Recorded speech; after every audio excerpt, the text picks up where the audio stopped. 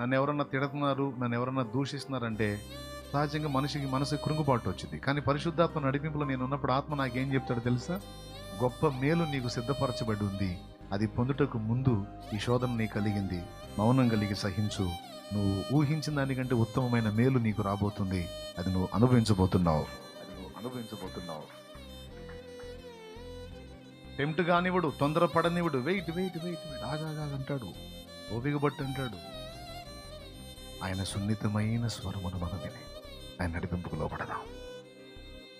చాలా ఇప్పుడు మీకైనా శ్రమలు, మీకైనా సమస్యలు, మీకైనా అప్పులు, బాధలు, ఇబ్బందులు నాకు లేవా?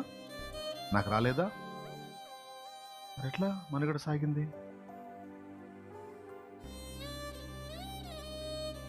ఎప్పుడో నశించిపోవాల్సిన నన్ను వెతికి రక్షించి